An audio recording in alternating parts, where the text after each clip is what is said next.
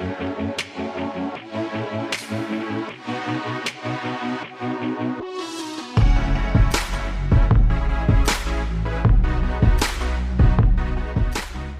going on, everyone? Welcome to the Week 17 Powergrid. I can't believe we're already in Week 17 and the last show of the year. Happy New Year's Eve to everyone, which we're recording on New Year's Eve. John, I hope you had a good 2021 and we're looking ahead to 2022.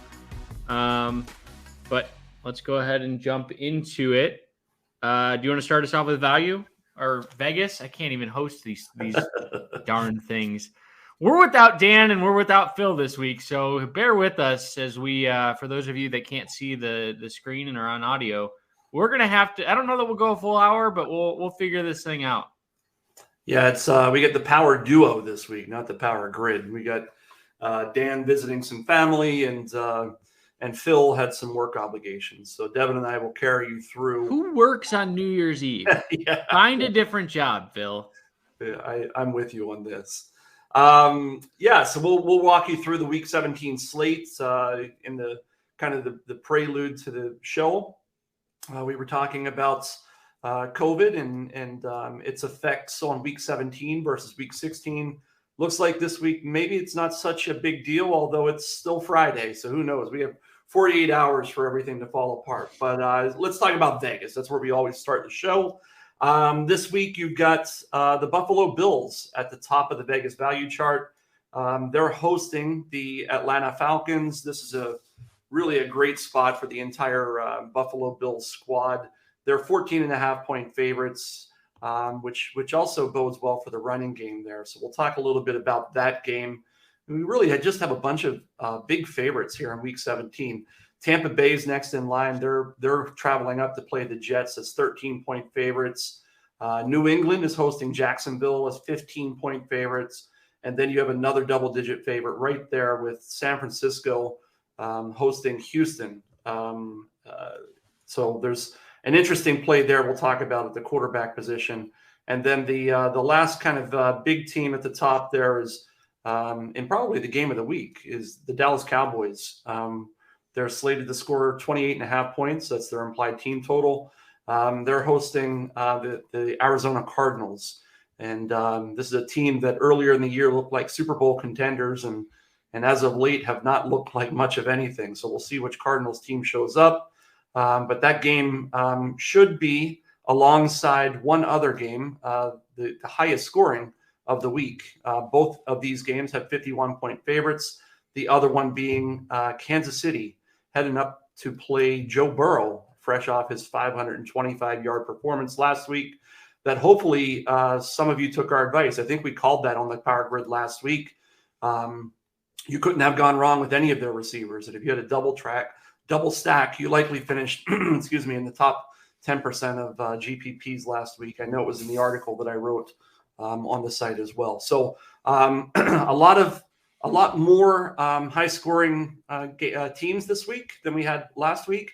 And we just have a bigger pool because there's no Thursday game and there's only 2 primetime games for the entire week. So a big player pool, a lot of selections, a lot of different ways to go this week.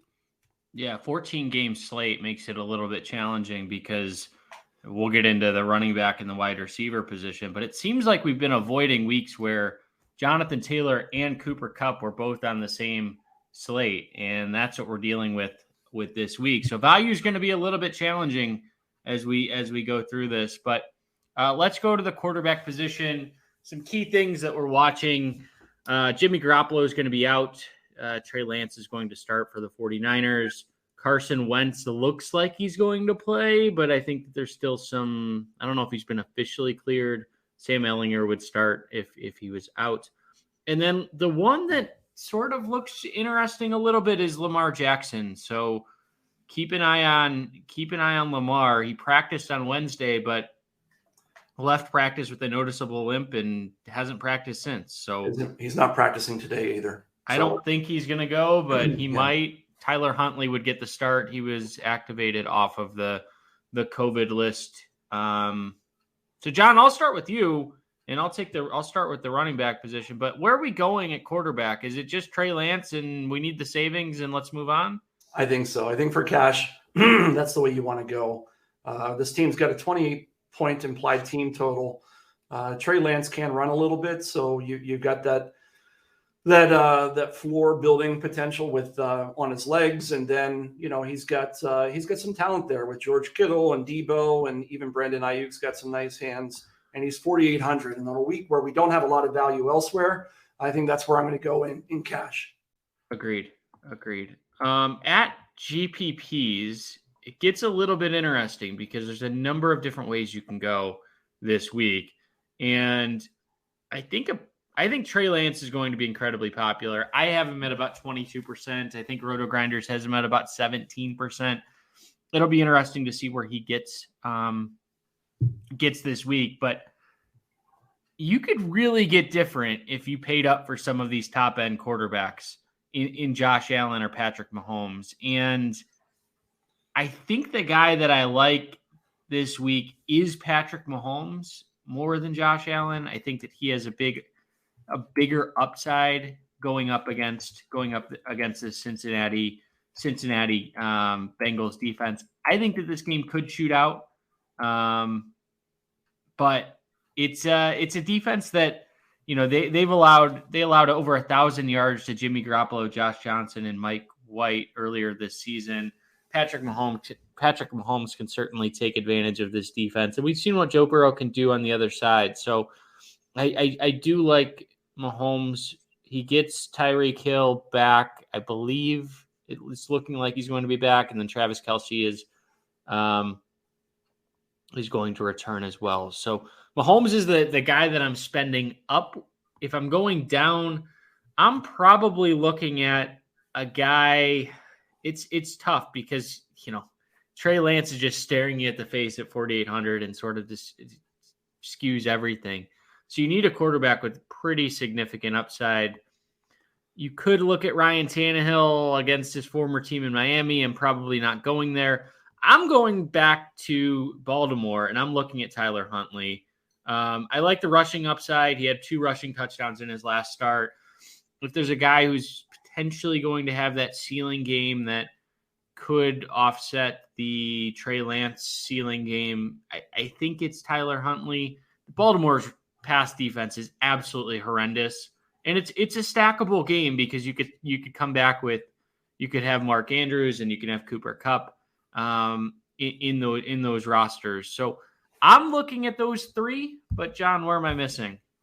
Well, I mean, I kind of like the paying up to be contrarian this week from a game strategy perspective, and I'm never going to say Patrick Mahomes isn't GPP material. So I think the call is fine there. The nice thing about playing Patrick Mahomes is you pretty much know where the ball is going to go as well.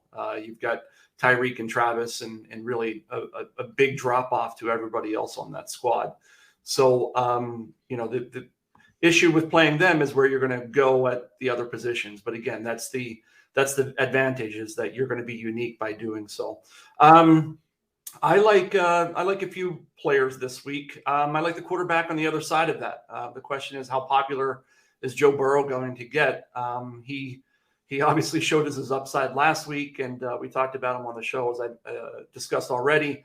We're going to talk about him again. I mean, the guy is red hot right now. He's got a bevy of receivers there, and you can take your pick, and they all come out pretty high in my model as of Friday.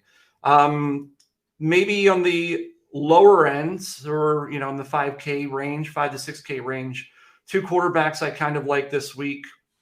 The first, and probably the one I like more, is Mac Jones. In his last 2 starts, or 2 out of his last 3 starts, he's had 300 yards passing and a pair of touchdowns in each, and he's only 5,300 this week, and he gets the tastiest matchup that he's had in some time in the form of the Jacksonville Jaguars. I could easily see him throwing here for 300. The only caveat is that they could run for 300 as well, but that's why we're recommending for GPP and not necessarily a cash game. The other player, and I'm curious what you think of Derek Carr this week. He's got upside. He's got 380, 340, 370. He's got that type of upside this season. And he's in a game this week against a pretty good defense in Indianapolis. And I think that's going to keep people off of him. But the game script is right, and they they're 7-point underdogs, and the reason that he comes out high for me, and again, if you watch the show at least twice in your life, you know that a lot of my quarterback exposure is driven by the players who catch the ball, and pretty much all of the Las Vegas Raiders receivers come up as good GPP material this week. So for that reason, Derek Carr will come up high for me, and he's going to be very, very low rostered simply because people are afraid of that Indianapolis Colts defense. I think if Darren Waller plays, I'm more interested. I know he was added to the COVID list yesterday, so that's a little concerning. I just don't know that Carr has the upside for me. But he's going to be less than 2% owned. So Matthew Stafford, I think, is the other name that we should strongly consider here at 7,100. Had a poor game last week. I think a lot of people were on him. He was certainly one of the more popular plays. Baltimore's defense, I mean, they're allowing the most passing yards in the NFL. They're without several top starters at corner, seemingly almost across their entire defense. So I think Stafford, particularly if you wanted to play Cooper Kupp, is an easy stack there. Okay, let's jump into running backs here. Couple things to watch. I think that this could be an area that value really comes about here in the next couple of 48 hours or so. Antonio Gibson was added to the COVID list about an hour ago, so we're recording on Friday morning. James Conner looks extremely questionable / doubtful, which could make Chase Edmonds a solid play. And then it looks James Robinson is out for the year, so Dare Ogunbowale will get the start in Jacksonville. And then it looks like Eli Mitchell may return. He's still questionable, but it looks promising for him at the running back position. So I'll just go ahead and start. And I think this week it starts with Ronald Jones against the Jets. I think I've talked about it seemingly every week for the last, I don't know how long, but play running backs against the Jets. They're allowing the most rushing touchdowns, the most fantasy points to running backs. Ronald Jones looked good last week. He didn't look great, but the touches were there. He looked good. 20 carries, and then he added 2 receptions against a Carolina defense that is significantly better than the Jets. If he can get 22 touches against the Jets at what is his price? 6,300. I think he's an incredible value.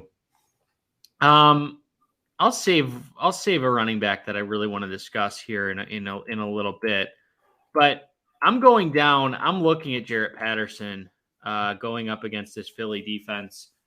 I need value, and at 4,800, Patterson has looked good. If Antonio Gibson is out, I think that he's interesting, certainly to get 12 to 15 carries, hopefully more. This is a guy back at Buffalo that basically set a ton of records in college. He's averaging about 4 yards a carry, but hasn't really been given that strong opportunity. So I do think that he is certainly interesting. I don't know that he's cash viable. If you need the savings, you could certainly do it. And then how do we decipher a bunch of these guys? Like, are we looking at Rex Burkhead, who had 150 yards last week? Are we looking at Dare Ogunbowale? I think that he's potentially interesting against New England, but are they going to be so far behind that they're going to have to throw the ball? I don't know. Chase Edmonds certainly becomes a cash game play if James Conner is out, but this is a tough position. Yeah, it is a tough position this week. I think I'm staying away of Rex Burkhead. That was a career day for him. His prices jumped, and he's not going to have a matchup like he had last week against a very overrated Los Angeles Chargers defense. The two names I'm surprised, and maybe you're saving them for me, but the two names that pop at the top of my list this week are Sony Michel and David Montgomery. Sony Michel, over the past 4 weeks, has been getting massive volume. He's only 5,800 on DraftKings. And over the past 4 weeks, he's had 24, 20, 18, and 27 carries. And, half a dozen catches across that same time span. Not to mention 3 games over 90 yards, 2 of which were 100-yard bonus games. So he's only 5,800. The matchup against Baltimore is, I guess, average. It's not bad. I don't think Baltimore has the defense they used to have, but they're, certainly when you get that type of volume, it's worth consideration for cash games. And then the other one, I was surprised by David Montgomery when he came out so high on the model this week, but looking at his game logs, I must have had my head in the sand because he's been catching a lot of passes. I mean, the guy, he's over the past month, he's had 8 catches, 6, 5, and 7. So they're throwing him the ball. If they get in the end zone or get near the end zone, he's the guy that they're going to because they really don't have, much in the way of receivers these days. So those are the 2 guys that kind of stand up at the top of the list for me. From a GPP perspective, the one player that stood out to me when I was looking before the show is Devin Singletary. You talked about Josh Allen, but Devin Singletary is an interesting GPP option this week. He's also in that 5K range, 5,400. You've got the Buffalo Bills, who are big home favorites. They're over 2 touchdown favorites, so theoretically they should be running the ball in the second half. And if you look at the way they've been using him over the past 3 or 4 weeks, he's been kind of their bell cow guy. He had 12 carries. Didn't do much with him last week, but he did get into the end zone. He also had 5 catches for 40 yards last week. But the week prior to that, 22 carries. The week before that, he had 6 catches. So they're doing a lot with him, and I think he's going to go overlooked. I don't know what you've got him on our percent roster this week. But I'm guessing he probably ends up on less than 10%. Yeah, I have him at 6.5, and RotoGrinders has him at 9.1. So both under 10%. And I've got him just to tie a bow on that. I've got him as nearly 20% likely to reach GPP value on his salary, which makes him a good play up to that 20% perspective. Yeah, so the one guy, I do agree that David Montgomery and Sony Michel are going to be, I think, along with Ronald Jones, are going to be the 3 most popular plays, and certainly are the guys that are cash viable. I want to talk a little bit about Jonathan Taylor. Disappointed last week, although disappointed is relative because he had over 100 yards against Arizona on Christmas night. But going up against a Las Vegas defense that has sort of been hit or miss when it comes to defending the run. So Nick Chubb did have a pretty good game a couple weeks ago against his defense. He's going to be popular. Are we playing? I guess we should lump these guys together, whether it's Kupp and Taylor. Are we playing either one of these guys? It's going to be tough outside of cash games. I've got Jonathan Taylor as 15% likely to achieve GPP value, which is actually pretty good given he's got a $9,000 salary. I don't hate the play. I think I'll probably be somewhere in that area in terms of my exposure. But I think if you're gonna go one way or the other, I suspect you're not going to get both of those guys into your cash game lineups. If you've got to make a selection or a choice, Cooper Kupp's 9,500, if I'm not mistaken, right? That's right. Yeah. So I save the 500. I go with Jonathan Taylor as a home favorites against a Vegas defense that's susceptible to the run. I think he's the better play of the 2 for cash games. I think for tournaments, they're very similar in terms of the likelihood to reach GPP value. For me, I think I'm probably going with Jonathan Taylor in tournaments as well, simply because I think Cooper Kupp has just gotten so incredibly popular. I don't know where you've got him in terms of projected rostership, but is he hitting 20 yet? I have him at 18.2. Yeah. And RotoGrinders has him at 15. So with these top end players, we see value open up throughout the week. We see guys that are late scratches or these numbers don't have whether Jarrett Patterson is going to get any love or not. I don't know, but these late injuries or COVID issues, these numbers typically rise throughout the week. So it wouldn't surprise me if both of these guys get over 20% when it's all said and done. Yeah. I think maybe one more running back from me for tournament plays, tournament consideration. And I think you'll, listeners will see that I'm going to be talking about basically a game stack. So as you talk about Jonathan Taylor, I really like a Las Vegas, Indianapolis game stack this week. I think that game has sneaky shootout potential despite only a 45 points Vegas total. I think you can get Derek Carr with Josh Jacobs, who I want to talk about, as well as one of the receivers. And, there are a couple that come out high for me. Both Zay Jones and Hunter Renfrow come out as being decent GPP prospects. So I think you can do a Las Vegas team stack and run it back with Jonathan Taylor and hope for that to hit. I do like, Josh Jacobs this week. This is another guy that's largely a bell cow running back. He's had 18, 14, 22, 24, 14 dating back over the past 5 weeks. And he catches a lot of passes out of the backfield as well. He's had 5, 2, 9, 5, and 3 catches over the past 5 weeks. If Derek Carr connects with him for a touchdown, you're double dipping there. And he comes out as fairly high on my model this week. So don't sleep on Josh Jacobs, especially if he's going to go under-owned, which I suspect he will. Interesting. One more name. If Jordan Howard was somehow to scratch, I think Boston Scott becomes incredibly popular. He's only at like 4.6K. Miles Sanders is also out for this game. So if Boston Scott, he's not the best running back, but he's a good goal line running back.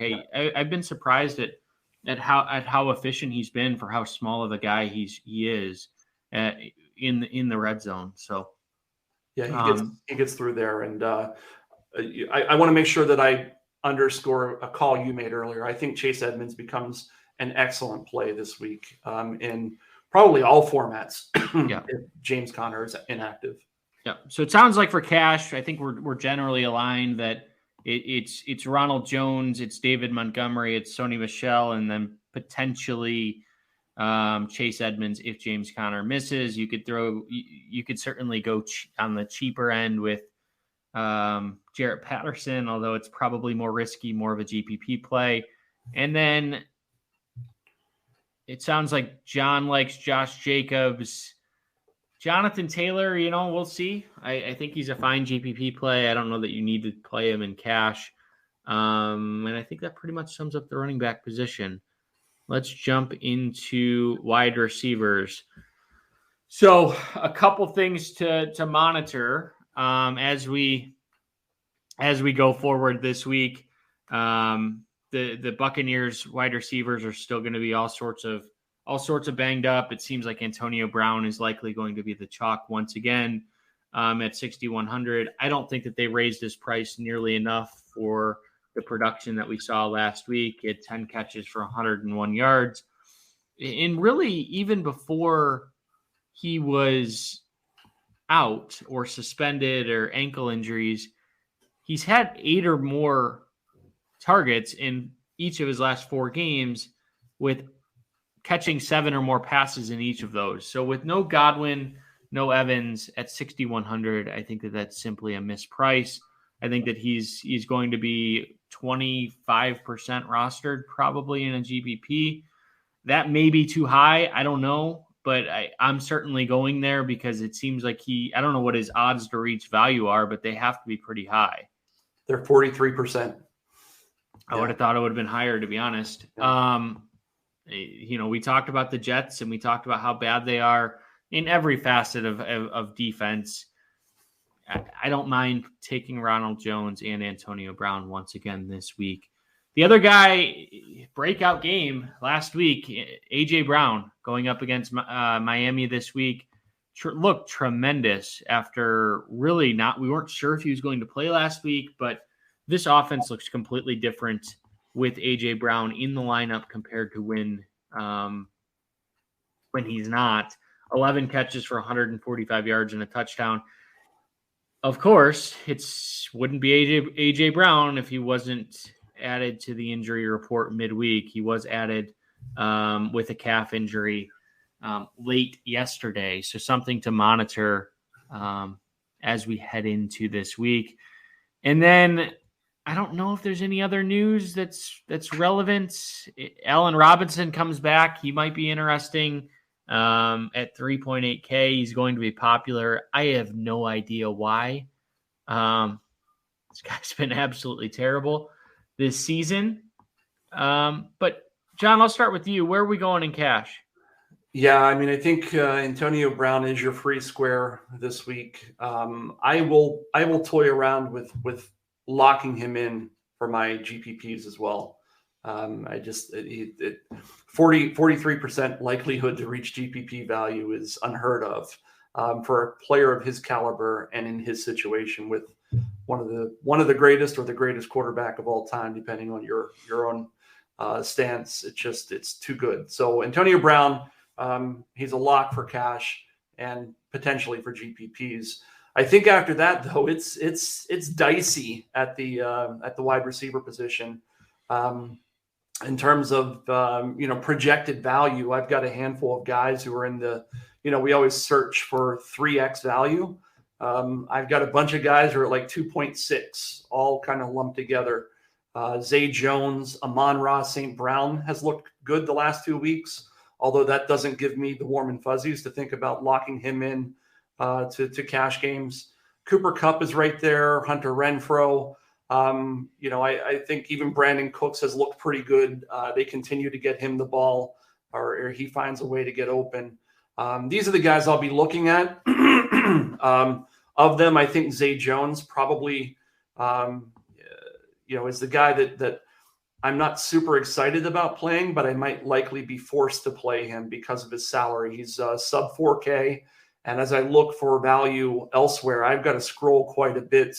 The next cheapest player who I won't play in cash games, but comes up as the next option at that level is Laquan Treadwell. So give me Zay Jones with his 24 targets over the past 3 weeks.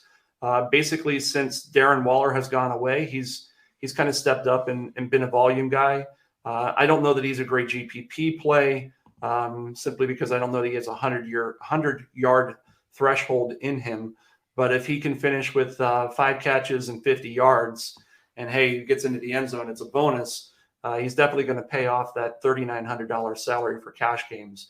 But you led with it at the top of the show, Devin. It's a tough week to find value, and none of these wide receivers outside of Antonio Brown. And you can make the argument for Cooper Kupp, but he's so tough to jam in there, especially if you're going to go Jonathan Taylor to running back position. So one name I think that's cash viable this week, and he's a rookie, so it makes it a little bit challenging. But if you look at his production, and I'm talking about Jalen Waddle, he's really almost been Antonio Brown light.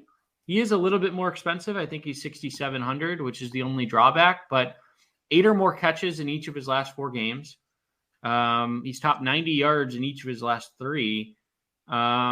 Scored a touchdown in 2 of his last 3, and has the best touchdown dance in football, where he waddles like a penguin. So how could you not love this guy? I'm looking there because I feel relatively safe about Miami this week, which, we don't always feel safe, but Tennessee's run defense is phenomenal. It's a top 5 run defense this year.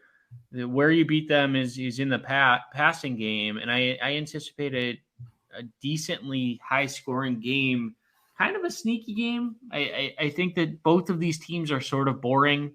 They're not really like fan favorite teams. People don't really like to play them, but a lot has changed my perception with AJ Brown being back. So I do like Jalen Waddle quite a bit.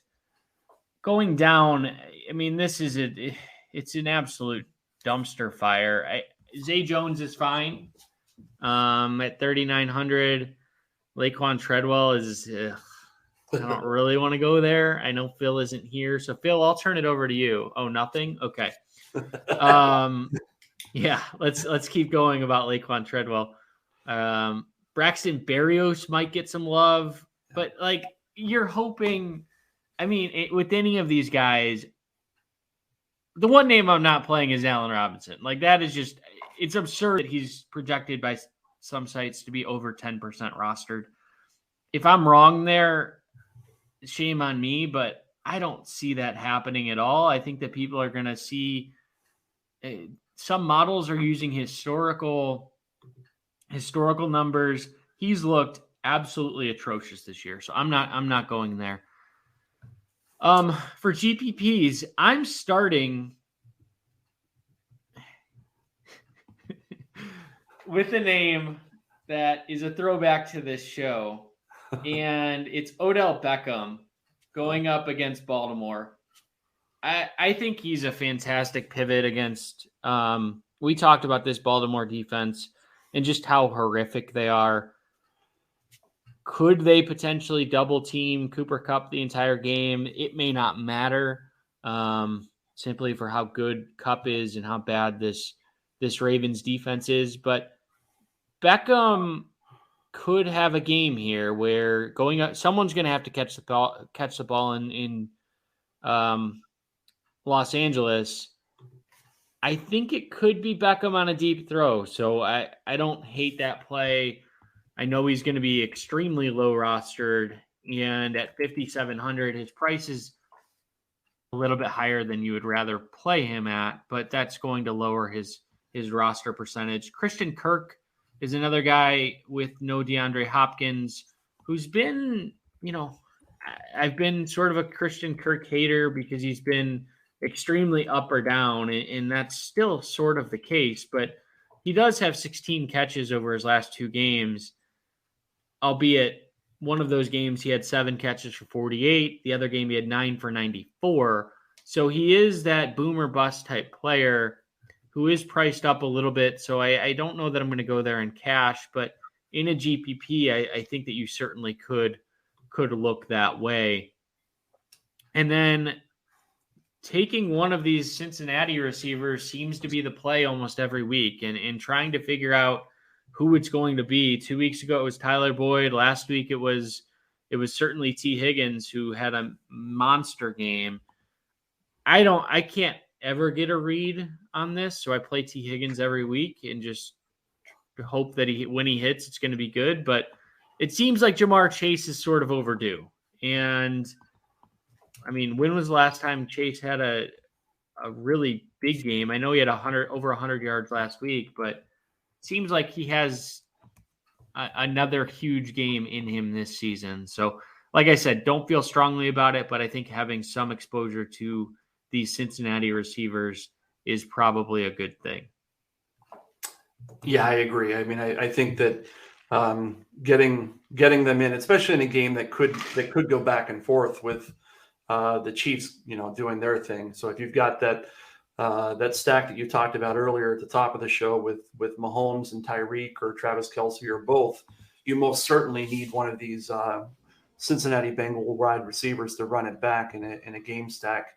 And just keeping with that theme, T. Higgins is the guy that comes out highest for me in terms of GPP value. So take that for what it's worth.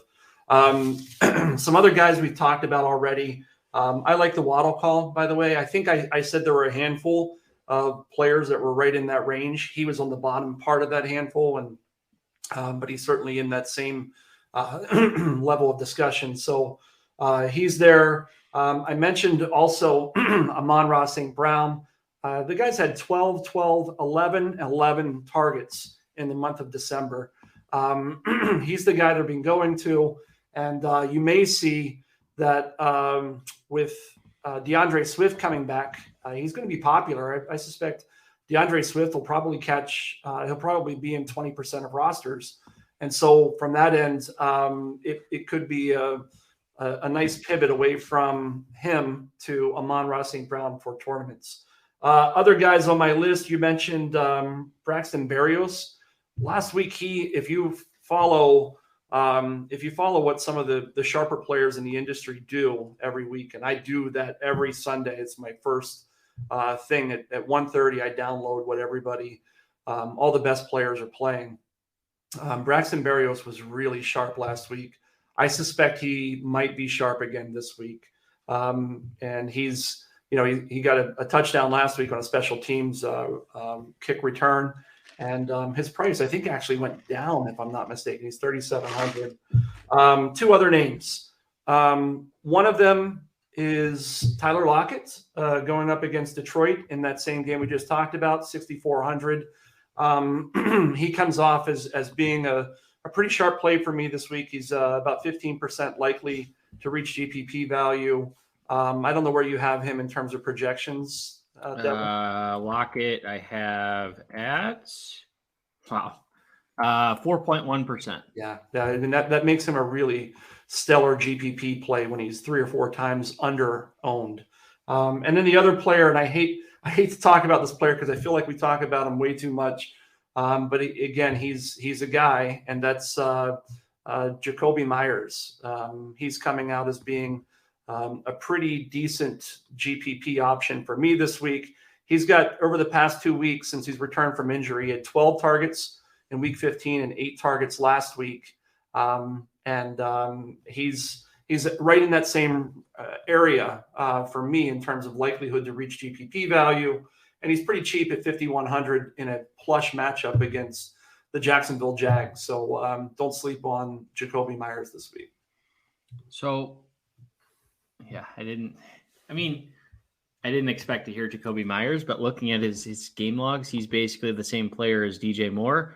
And I will tell everyone, stop playing DJ Moore in GPPs for the love of God. Every week he's 15 to 18% rostered, and just stop doing it. The guy's scored 1 touchdown since week 3. So, and he's topped 100 yards once this season.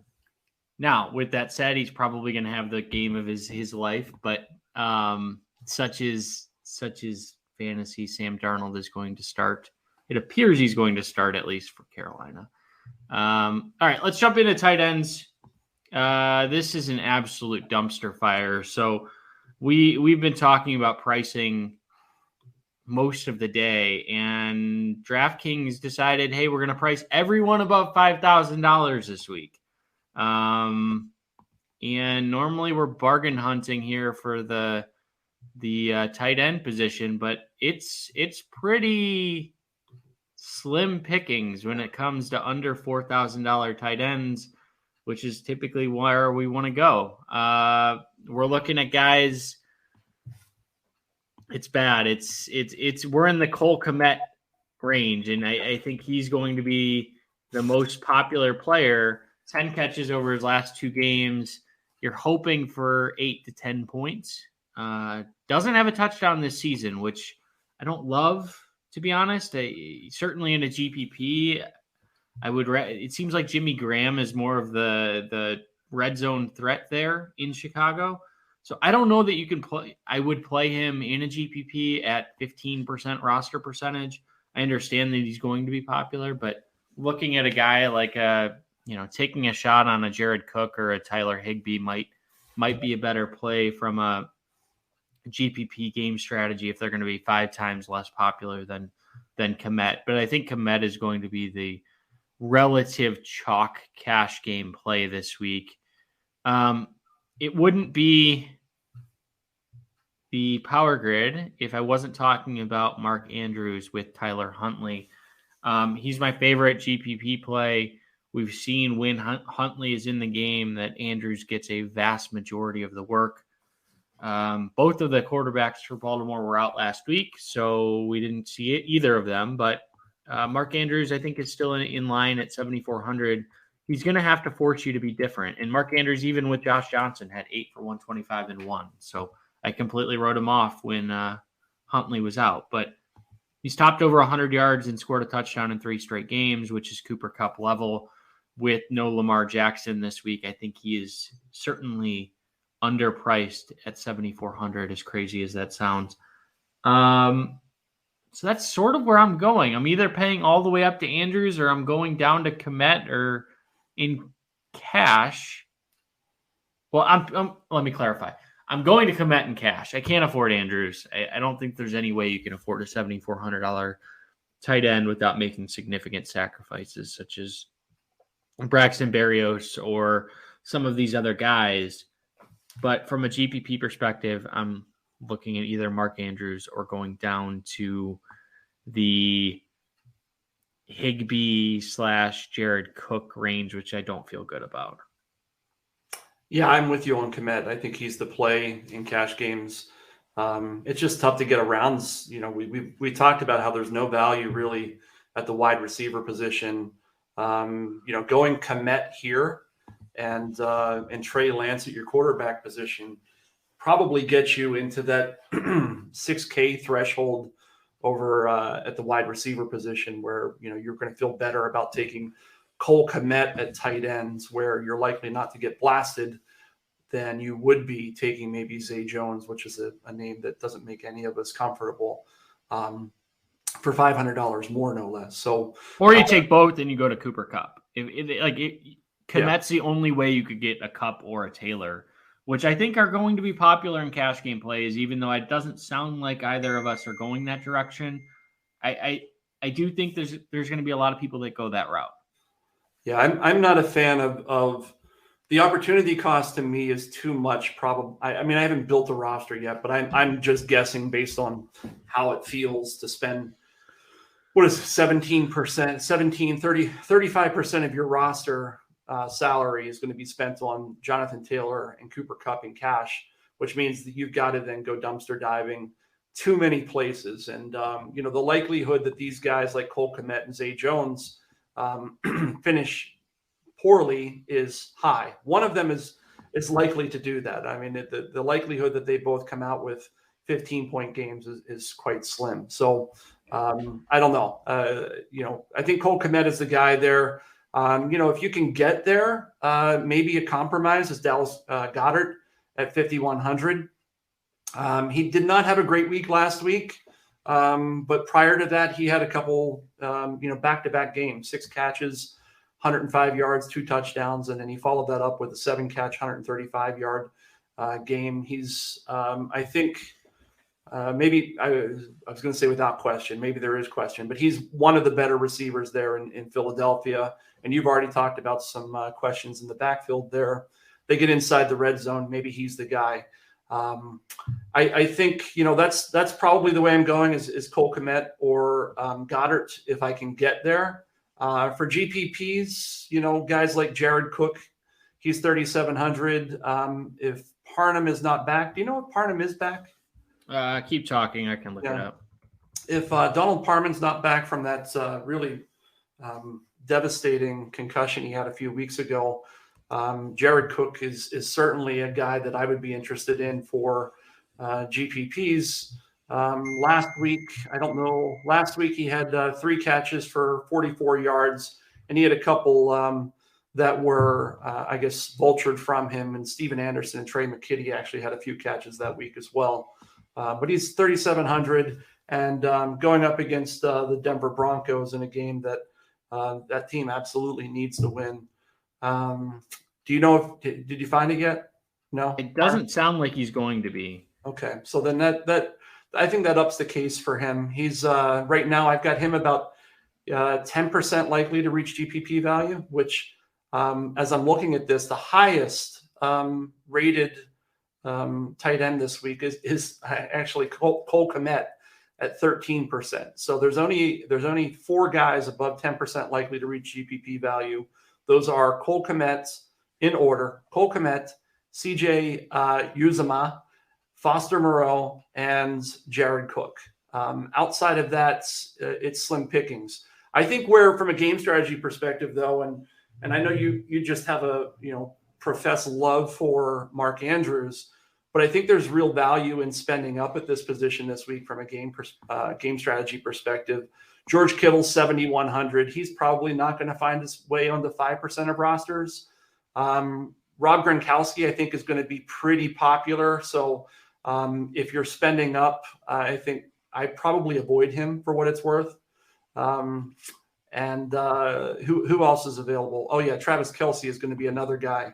He's 7,300 and I don't know where you've got him on rosters, but I have him at six. Yeah.